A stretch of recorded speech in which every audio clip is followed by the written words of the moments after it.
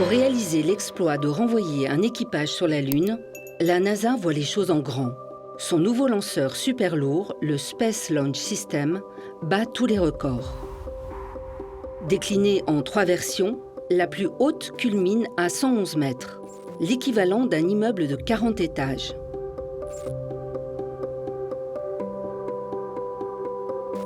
Elle pèse près de 3000 tonnes et génère une poussée 20% plus importante que celle de Saturne V, la fusée qui a envoyé les hommes sur la Lune.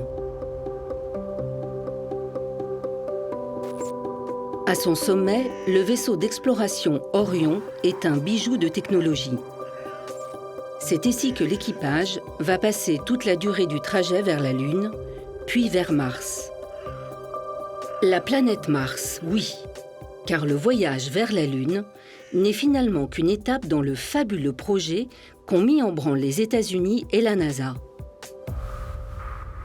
On a tous entendu parler de Mercury, Gemini, Apollo, Skylab, la navette spatiale, l'ISS. Artemis est notre prochain programme spatial habité pour aller sur la Lune avec un homme et une femme américaines.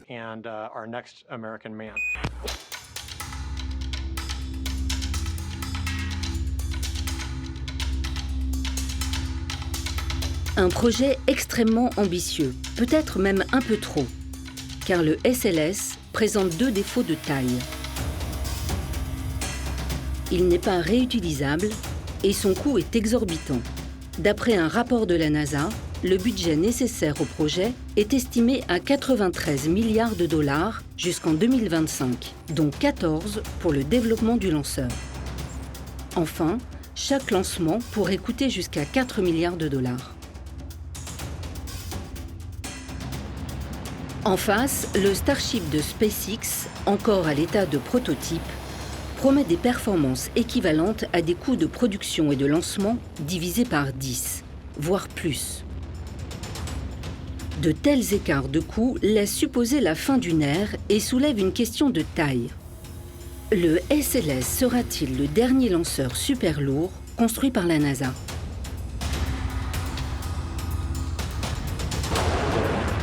Trois, 2, 1. Allumage du booster et décollage de la navette spatiale Columbia pour une multitude d'expériences en recherche spatiale américaine et internationale. Jusqu'au début des années 2000, l'accès à l'espace est assuré par la navette spatiale pour les astronautes américains. Mais un tragique accident va tout remettre en question. Nous sommes en février 2003. Et la navette Columbia s'apprête à rentrer de mission vers la Terre. Suite à une avarie lors du décollage, son bouclier thermique a été endommagé. En pénétrant dans l'atmosphère, le bouclier cède, transformant la navette en boule de feu. En quelques secondes, elle et son équipage sont désintégrés. C'est un jour très triste pour la NASA et les familles des participants au programme. Ce drame cloue les Américains au sol. Pour retourner dans l'espace, ils sont contraints d'utiliser la fusée russe Soyouz. Décollage du Soyouz MS-10 vers la Station spatiale internationale transportant Nick Hague et Alexei Ovchinin vers le complexe orbital. Une situation intolérable pour l'administration Bush. Fin 2005, elle propose un programme ambitieux. Retourner sur la Lune à l'aide d'un lanceur super lourd dans les années 2020, puis continuer vers Mars 10 ans plus tard. Ce projet, c'est Constellation. Un projet qui ne va pas durer. 4 ans plus tard, Barack Obama remplace George Bush à la tête des États-Unis. L'espace passionne le jeune président, mais il veut changer la politique spatiale mise en place par ses prédécesseurs, jugée trop peu efficace et surtout trop coûteuse. All that has to change. And with the strategy I'm outlining today, it will. Car depuis sa création en 1958, l'agence spatiale américaine sous-traite la fabrication de ses fusées aux grands entrepreneurs spatiaux que sont Boeing, Lockheed Martin, Northrop Grumman et des milliers d'entreprises réparties à travers le pays. Un système qui multiplie le nombre d'intermédiaires et donc les marges appliquées par chaque entreprise. L'organisation tentaculaire de la NASA permet en effet la redistribution du budget fourni par l'État fédéral à des millions d'employés. Mais sans réelle concurrence ni limite, l'agence engloutit des milliards de dollars. C'est ce système qu'Obama veut réformer. Mais ce n'est pas au goût de tout le monde. L'aérospatiale reste l'une des dernières industries d'exportation de cette nation. Elle produit une incroyable richesse et développe la croissance de notre pays. Malgré les oppositions et contestations, Barack Obama enterre le programme Constellation en novembre 2010. Il veut réformer le système trop lourd et trop onéreux de la NASA pour laisser leur chance aux nouvelles compagnies, majoritairement des startups, SpaceX en tête. L'entreprise du jeune Elon Musk en est encore à ses balbutiements. Mais Obama croit à la concurrence entre ces nouveaux acteurs du New Space. Je pense que dans les prochaines années, les efforts des entreprises seront le moteur de l'exploration spatiale. Mais très vite, ce projet novateur est décrié, surtout dans le sud des États-Unis. Car l'arrêt du programme Constellation, ainsi que celui de la navette spatiale, a créé une vague de chômage sans précédent dans les entreprises partenaires de la NASA. Alors le Congrès monte au créneau et demande à l'agence en 2011 de construire un lanceur super lourd, le SLS.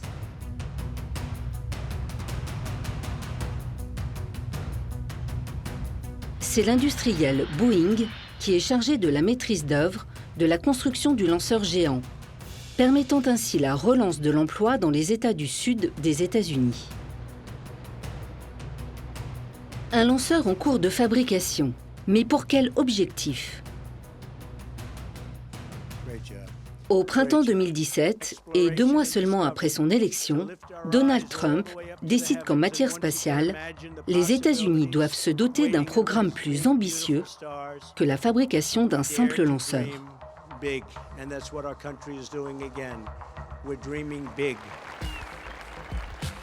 C'est Mike Pence, son vice-président, qui a la charge du projet. To fully unlock the mysteries of space, President Trump recognizes we must look beyond the halls of government and for input and guidance. At the President's direction, the National Space Council will also, in his words, draw from the expertise and insights from scientists, innovators, and business leaders like never before. We will tap into the bottomless well of American innovation once again. Un partenariat public-privé qui semble donner toute sa place au New Space en le plaçant au cœur de la stratégie spatiale américaine.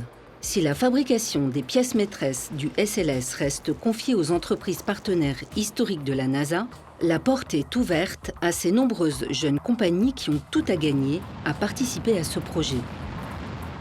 En décembre 2017, le projet de Donald Trump est approuvé haut la main par le Congrès.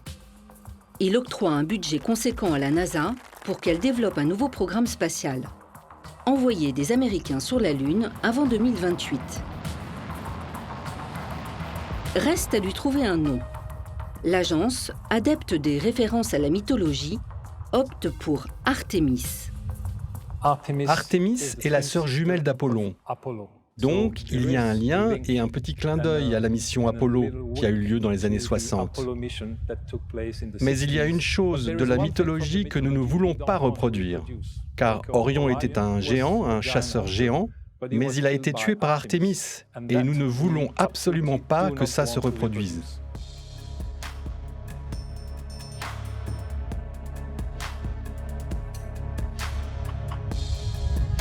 Et quand on parle de géant, ce n'est pas que par ses dimensions, car le SLS est un puzzle extrêmement complexe à fabriquer et à assembler.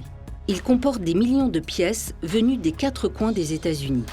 Dans la logique de construire un lanceur super lourd qui respecte le budget limité alloué par le Congrès, la NASA se voit imposer de recycler les éléments qu'elle a à sa disposition. En d'autres termes, elle doit faire du neuf avec du vieux.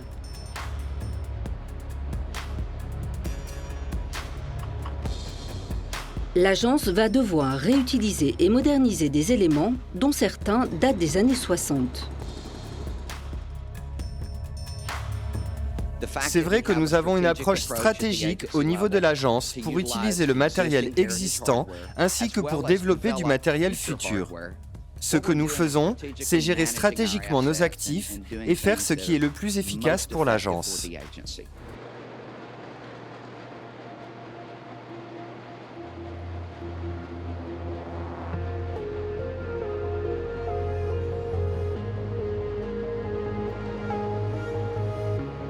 Et avec des technologies vieilles de plus d'un demi-siècle, le projet Artemis et son SLS vont devoir être développés sur un principe, la transmission des savoirs. Les personnes qui m'ont appris à travailler venaient du programme Apollo. Apollo, oui, du programme Apollo. Et maintenant, l'une des choses que j'essaye de faire, c'est de créer un groupe d'ingénieurs, en commençant par transmettre les connaissances à la nouvelle génération, que l'on appelle la génération Artemis. Artemis, oui, exactement. La conception du SLS est basée sur des technologies éprouvées, comme sur la navette spatiale ou Ariane 5 et 6, des boosters latéraux à poudre fournissent l'essentiel de la poussée au décollage.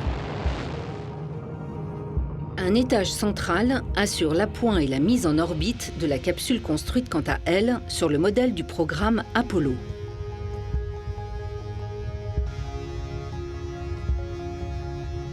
Pour acheminer le SLS sur son pas de tir, il faudra une chenille géante. La NASA va réutiliser celle construite dans les années 60. Elle a connu Saturn V, Discovery, Enterprise, Columbia. Et à ce jour, ce Giant Crawler est considéré comme le deuxième plus gros véhicule roulant au monde, dépassé uniquement par les machines excavatrices dans les mines de lignite en Allemagne. La sexagénaire va être complètement rénovée pour la mission qui l'attend. Transporter sans encombre la plus grande et la plus lourde fusée jamais créée par l'homme. Avec ses 40 mètres de long pour 35 de large, l'engin est capable de transporter jusqu'à 8000 tonnes, moyennant une consommation de 40 000 litres de diesel pour 100 km. Notre but est de ne jamais nous arrêter pendant le roulage. Il y a des toilettes à bord, des micro-ondes, il y a tout pour le déjeuner, le dîner et le petit déjeuner. Tout est à bord. Nous essayons de ne pas nous arrêter. La sécurité, c'est la priorité numéro 1. Nous avons des lignes de vie verticales ici. Assurez-vous que l'on fasse une inspection de celles-ci. Elles ne sont pas attachées et toutes les trois se déplacent.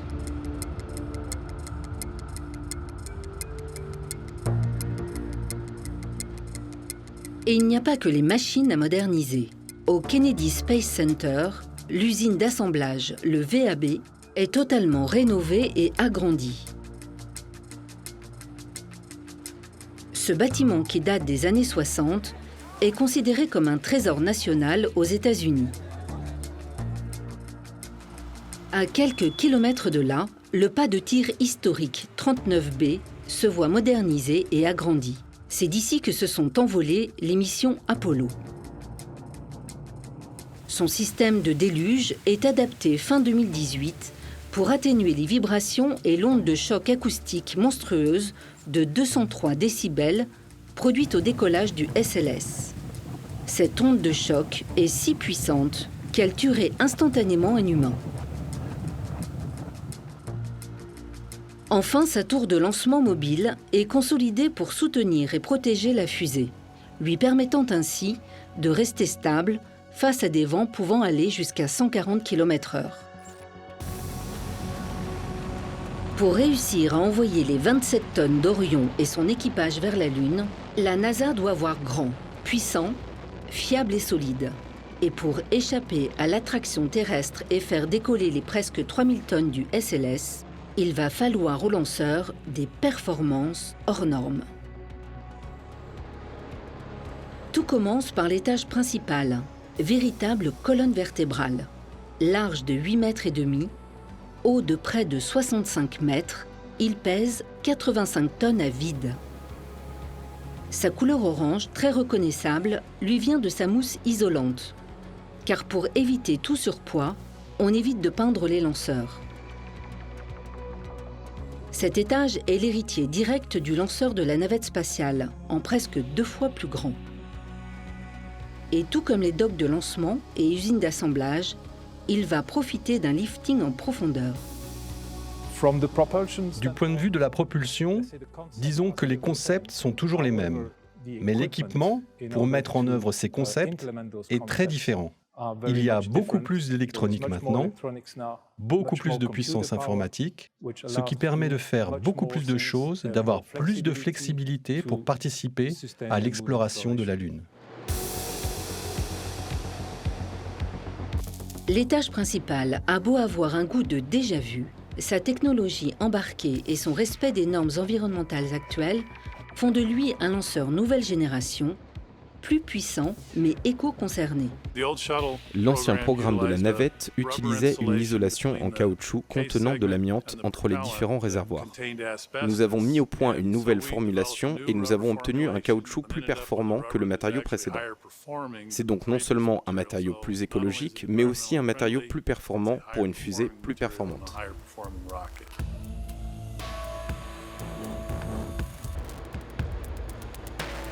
Plus de 90% du volume de l'étage principal est utilisé par 2 réservoirs géants.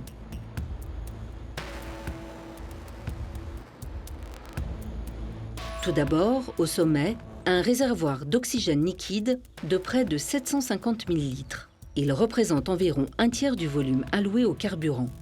En dessous, le deuxième réservoir. Sa capacité est de 2 millions de litres, mais contrairement à son voisin, il sera rempli d'hydrogène liquide.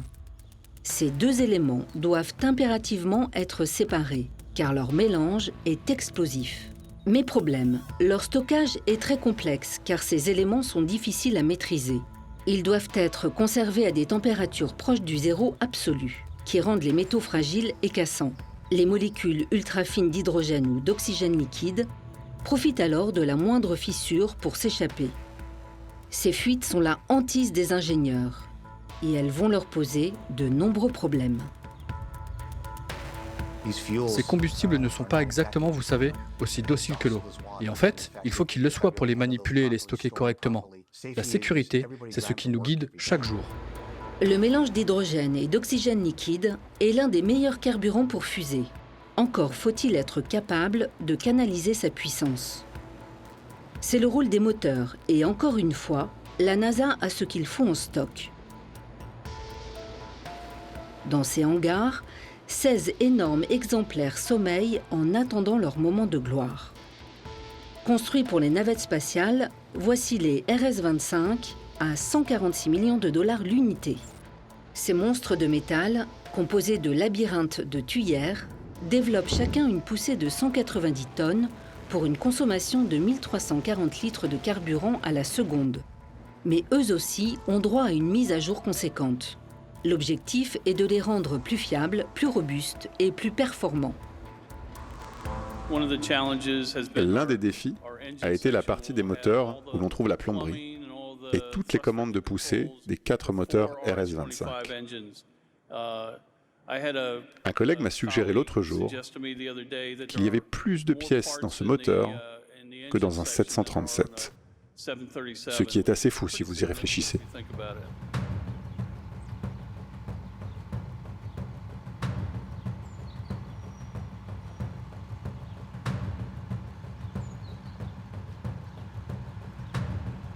Des milliers de pièces qui ne doivent présenter aucun défaut. Car pour partir dans l'espace, pas question de tolérer la moindre défaillance. Et le seul moyen de connaître la résistance et la puissance d'une machine, c'est de la tester en profondeur.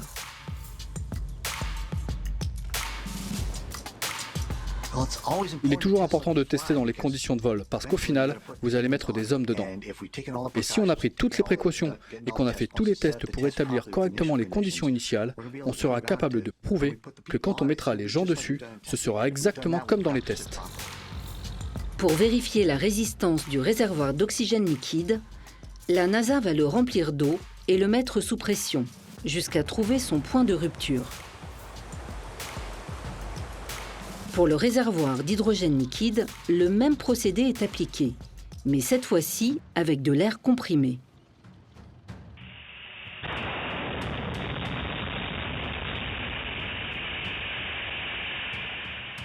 Et enfin, un test grandeur nature époustouflant.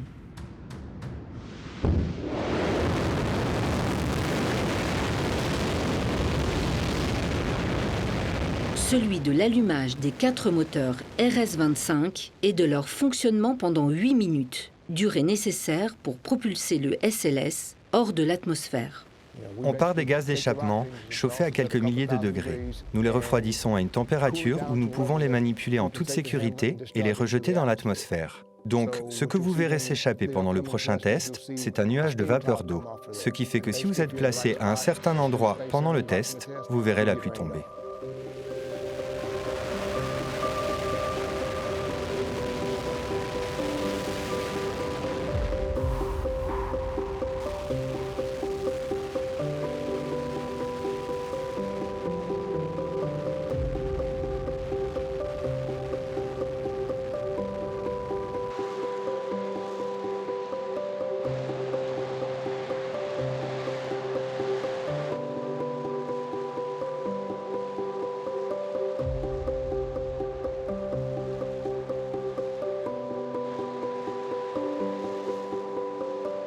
Je pense donc que le programme Artemis va nous permettre de franchir une nouvelle étape pour améliorer ces systèmes.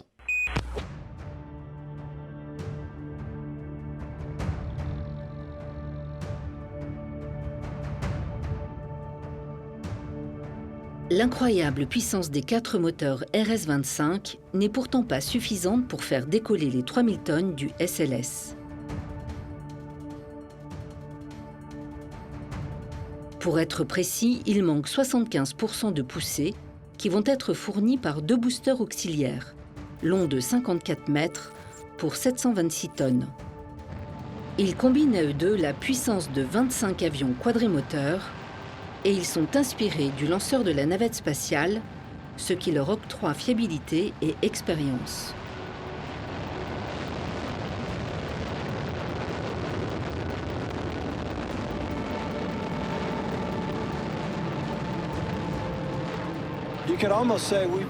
On pourrait presque dire que nous travaillons sur ce projet depuis le programme de la navette, car un grand nombre des pièces qui se trouvent sur ce booster ont volé sur la navette.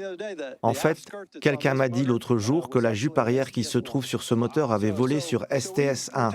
Nous avons donc tiré profit de ce que nous avions à l'époque de la navette. Nous l'avons amélioré pour obtenir les nouvelles performances dont ce nouveau véhicule a besoin.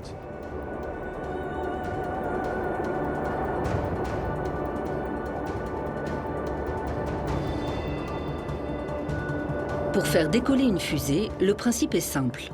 Éjecter le plus rapidement possible un maximum de matière. Dans le cas des boosters du SLS, les chiffres sont impressionnants. Plus de 10 tonnes de carburant sont brûlées chaque seconde.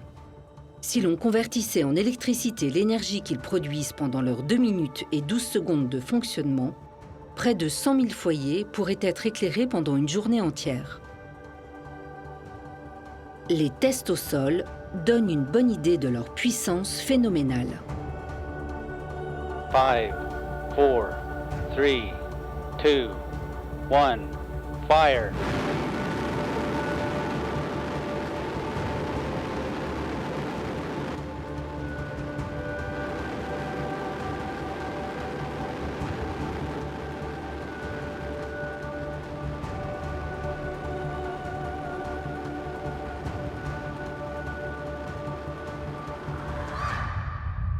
Lors d'un vol, les boosters, une fois vides, sont éjectés. Un moment délicat, car lors de la séparation, pendant environ 1 seconde, leurs tuyères vont pointer directement sur l'étage principal. Pour éviter le moindre risque et résister à la chaleur extrême, les ingénieurs ont dû renforcer sa protection thermique. Les 2 propulseurs auxiliaires finiront leur course dans l'océan.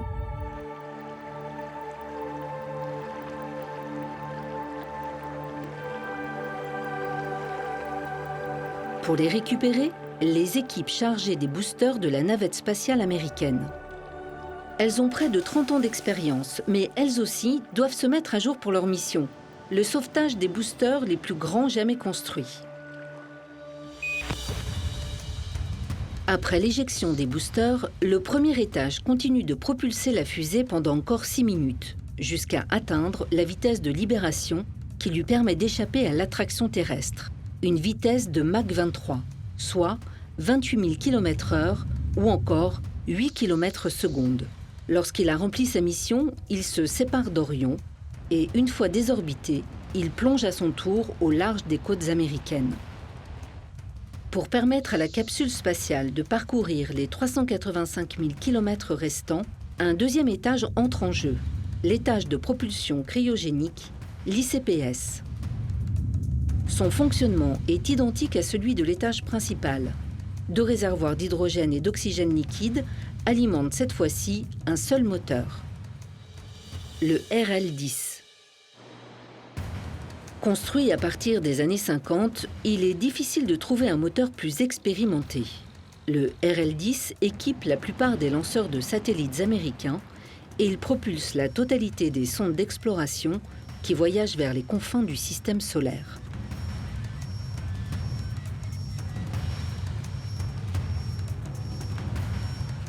Ceci représente l'avenir. C'est ce qui va propulser le véhicule Orion, qu'il soit habité ou non, au-delà de l'orbite basse terrestre, jusqu'aux environs de la Lune.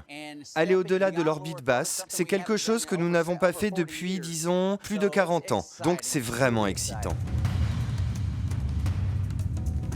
L'ICPS va brûler son carburant pendant 18 minutes. Après l'avoir entièrement consommé, il se sépare de la capsule. Il ne reviendra pas sur Terre car le coût du retour serait bien trop important. Mais il va permettre au lanceur d'atteindre sa vitesse optimale, proche des 10 km/s.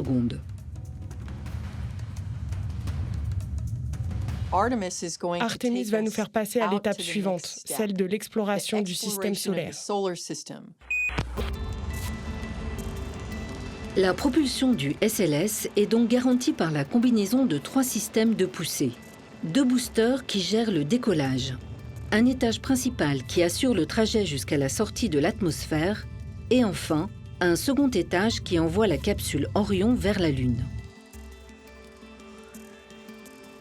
En 2024, lors de la mission Artemis II, 4 astronautes vont passer plus de 3 semaines dans l'espace à bord de la capsule Orion. Je suis Stephanie Wilson. Et moi, Karen Nyberg. Et je m'appelle Rick Mastracchio. Nous sommes aujourd'hui dans une maquette d'Orion et nous vérifions l'écoutille d'amarrage. Le confort y est sommaire, l'espace très restreint, environ 9 mètres cubes. 9 mètres cubes, c'est le volume d'un gros véhicule utilitaire. Alors, à chaque recoin de cette incroyable machine se cachent des prouesses d'inventivité et de technologie. Pour construire le module d'équipage, on parle d'environ 200 000 pièces. Côté pilotage, le tableau de contrôle a été complètement repensé, simplifié et allégé. Nous avons 3 consoles, et ce sont les écrans qui affichent toutes les procédures que vous voyez ici. Et ils ont aussi tous les instruments de vol et les instruments du système que vous pouvez voir ici. Et c'est comme ça qu'ils vont contrôler le véhicule. Orion est construite avec une contrainte principale, assurer la sécurité de l'équipage. Et les risques sont omniprésents. Tout commence au décollage. Cette phase est une des étapes les plus dangereuses d'un vol spatial. Pour garantir une sécurité optimale à son équipage, Orion doit pouvoir l'éjecter le plus rapidement et le plus loin possible des 1500 tonnes de poudre et des 3 millions de litres d'hydrogène et d'oxygène liquide, extrêmement inflammables, que referment les réservoirs du SLS. Pour réaliser cette prouesse, les ingénieurs adaptent un mécanisme déjà utilisé sur les fusées Saturn et Soyouz, le Launch Abort System, un système complexe d'éjection d'urgence. Cette sécurité est basée sur l'action quasi instantanée et combinée de 3 moteurs.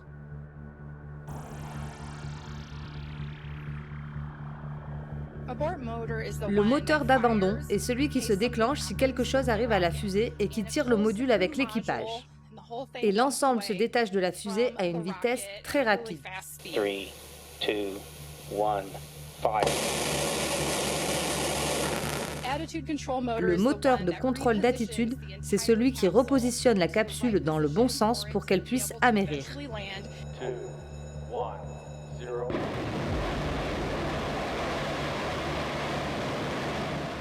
Puis, le moteur de largage se débarrasse de toute cette tour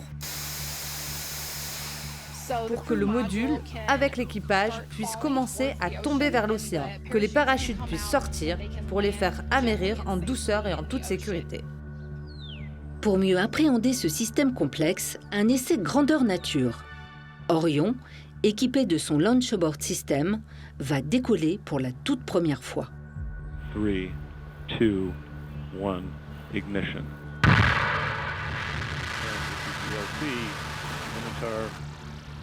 Et sa mission est digne d'un crash test.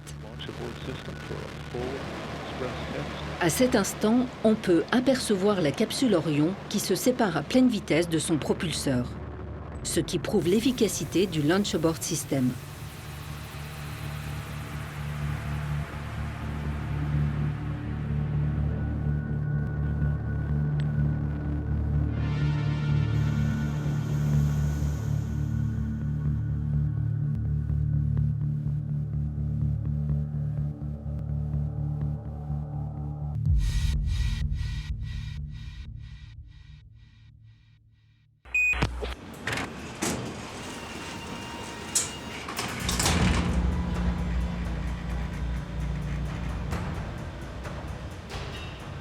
La mission Artemis est sur les pas de sa grande sœur Apollo, celle de tous les records. Premier pas sur la Lune,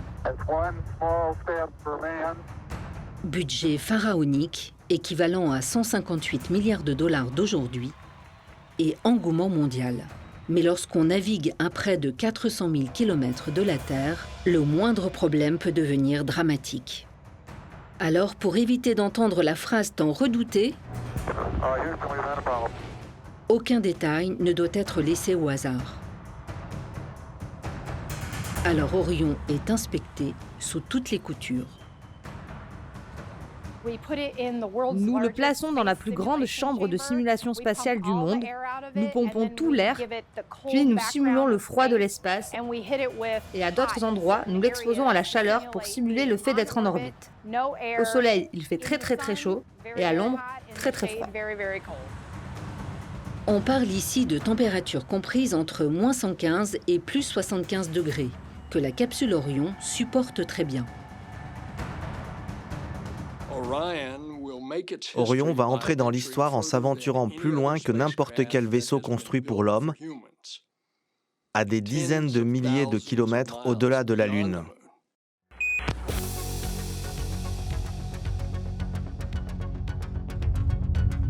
Mais avant d'arriver sur la Lune et de profiter de sa gravité presque 6 fois inférieure à celle de la Terre, l'équipage d'Orion va devoir vivre dans la capsule pendant les 6 semaines que durera la mission.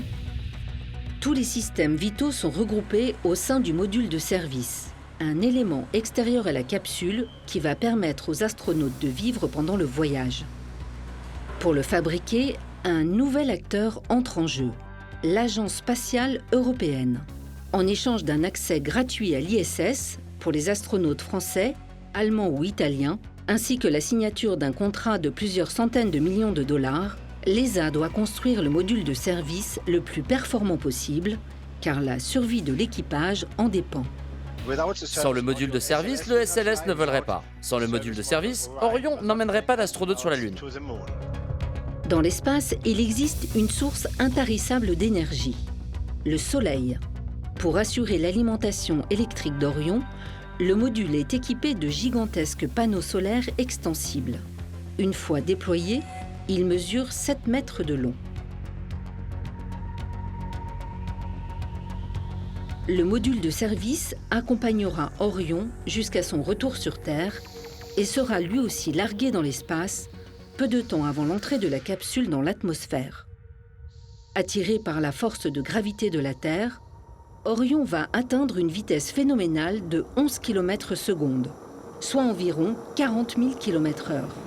Le premier contact avec les molécules qui composent notre air fait s'embraser la capsule.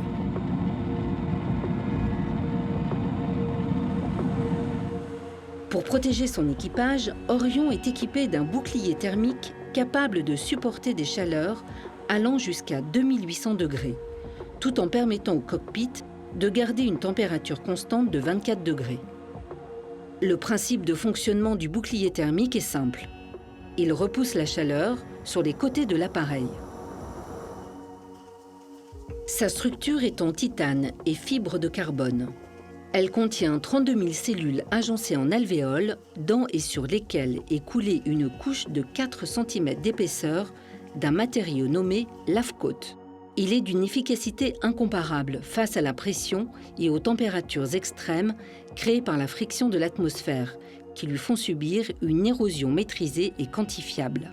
Cette matière synthétique existe depuis les années 60 et a été développée par la NASA pour les missions Apollo. Un demi-siècle plus tard, aucun ingénieur ou scientifique n'a réussi à créer un matériau plus efficace. Ce nouveau bouclier thermique doit néanmoins faire ses preuves. L'un des principaux éléments de la mission, l'un des principaux objectifs, est de tester le bouclier thermique à des vitesses lunaires pour s'assurer que les astronautes puissent amérir en toute sécurité en Californie.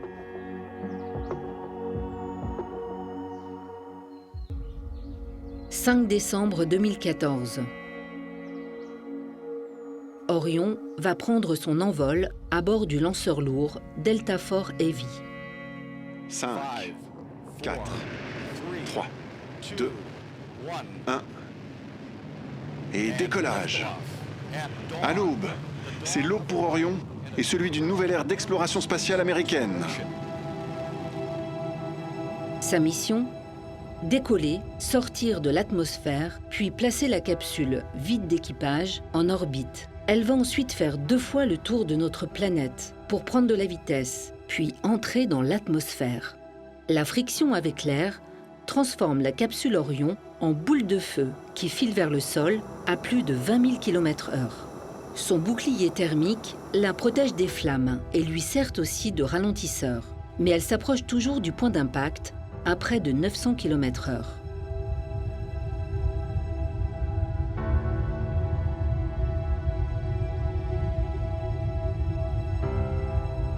C'est à ce moment qu'interviennent des parachutes gigantesques.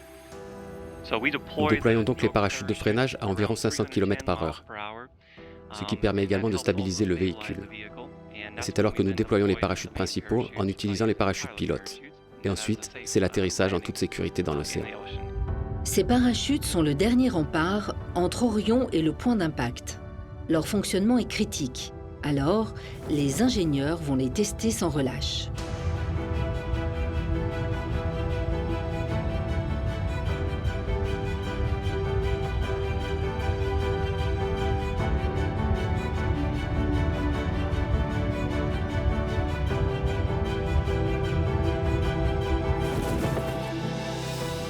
Et enfin, la capsule Orion finit sa course en plein océan.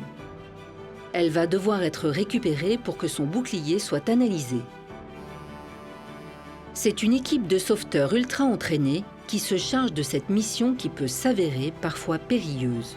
Alors pendant des mois, les secouristes vont s'exercer sans relâche, car à partir de 2024, un équipage qui reviendra d'un voyage de plusieurs semaines dans l'espace sera présent dans la cabine. Mais pour l'heure, c'est Orion vide d'équipage qu'il faut récupérer. Après analyse, la capsule ne présente aucune trace de surchauffe. Le test si important de la résistance du bouclier thermique est un succès. Le SLS se compose donc d'un étage principal propulsé par 4 moteurs RS-25. Il est accompagné par les 2 boosters les plus grands et les plus puissants jamais construits. Pour s'élancer vers la Lune, son 2e étage est équipé du légendaire RL-10. Et enfin, sa capsule Orion regorge de technologie et d'ingéniosité.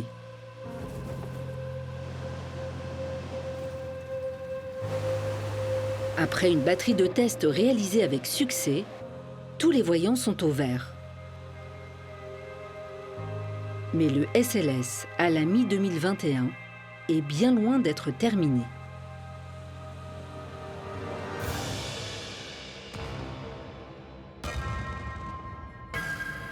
Les ingénieurs de la NASA vont devoir assembler les pièces de ce puzzle géant venu des 4 coins des États-Unis. Une mission où les distances, les poids, les engins de transport sont démesurés. 1er juillet 2021. Le rapatriement démarre. Direction, le Kennedy Space Center.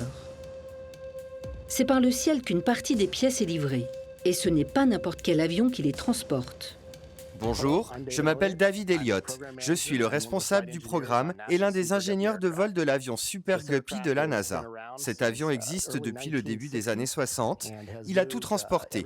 Apollo, des boosters, des modules de l'ISS et notre mission actuelle est d'amener les différentes parties des usines de production jusqu'au pas de tir.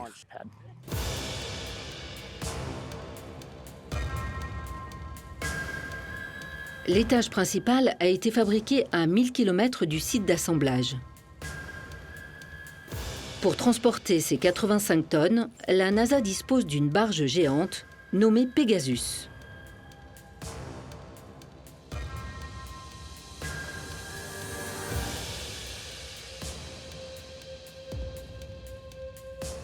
Les boosters, eux, vont voyager en pièces détachées. Chaque anneau est transporté en train depuis l'Utah sur près de 3500 km.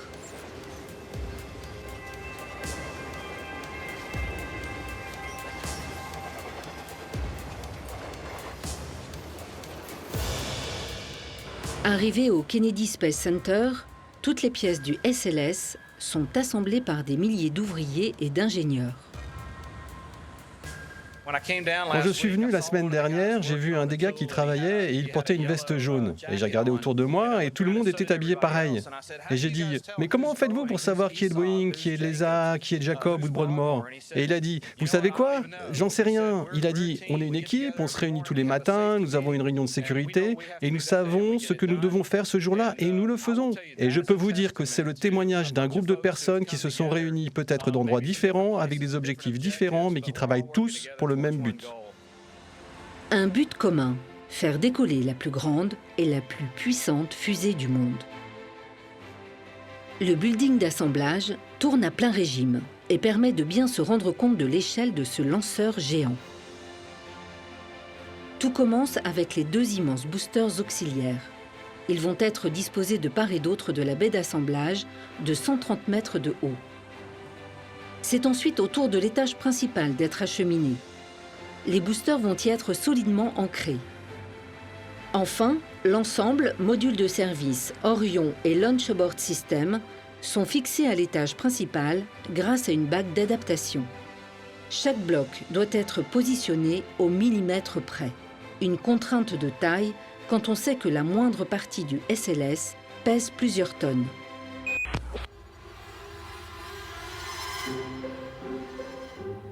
Mars 2022. Dans le VAB à Houston, le SLS est fin prêt. Les ultimes tests peuvent être engagés avant un décollage prévu pour la fin de l'été.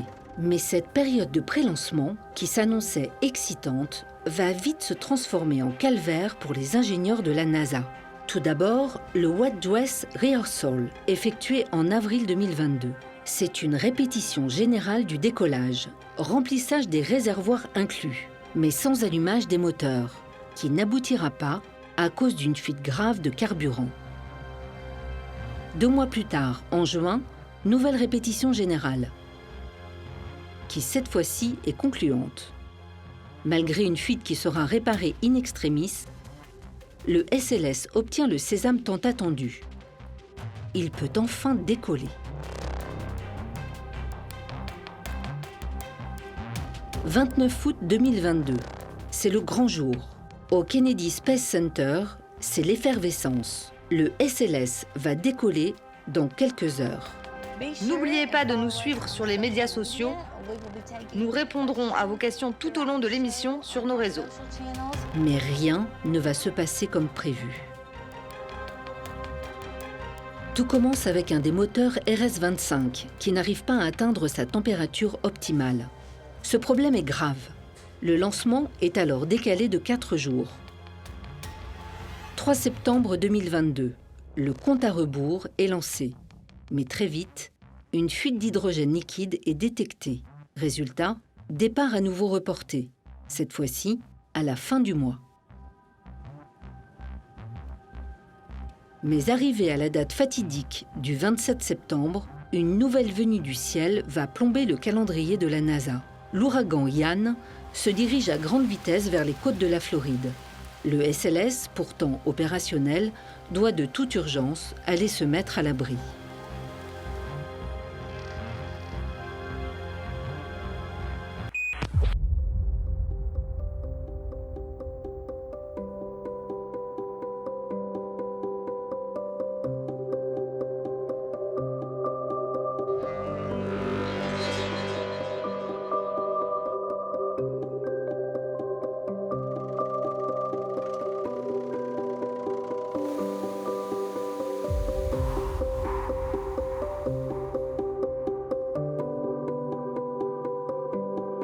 Et enfin, le 17 novembre 2022, il est 7h14 heure de Paris et le SLS s'apprête à prendre son envol. 5. Allumage des 4 moteurs. 3, 2, 1. Allumage des boosters. Et décollage d'Artemis 1. Nous nous envolons tous ensemble vers la Lune et au-delà. Après 10 ans de travail acharné, toutes les équipes du programme Artemis se voient récompensées. Nos 4 moteurs de l'étage central et les 2 boosters à poudre propulsent maintenant le véhicule à 206 km/h. Confirmation de la séparation des boosters. Le SLS a parfaitement pris son envol et sa mission peut commencer. Pendant environ 4 semaines, Orion va tourner autour de la Lune pour en faire des relevés topographiques et y chercher la présence d'eau. Prochaine étape, 2024, avec le lancement de la mission Artemis 2, où cette fois-ci, des astronautes seront à bord de la capsule Orion. Et enfin, vers 2025, avec la mission Artemis 3. Cet équipage devrait réaliser le rêve de marcher sur la Lune, 56 ans après Neil Armstrong et Buzz Aldrin.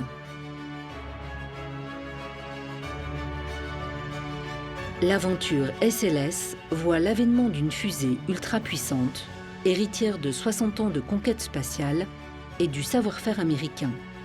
Mais elle représente aussi le tournant d'une époque, l'appétit sans limite des acteurs du New Space et la course à la conquête spatiale lancée un peu partout sur la planète, Chine en tête, pourrait bien vite rattraper ce mastodonte. Le SLS, une méga fusée, qui va donc devoir faire ses preuves si elle veut être capable de rivaliser avec ses futurs concurrents. Mais une méga fusée qui, pour l'heure, est la seule à faire la promesse d'envoyer une femme et un homme sur la Lune. Une méga fusée qui va continuer de nous faire rêver.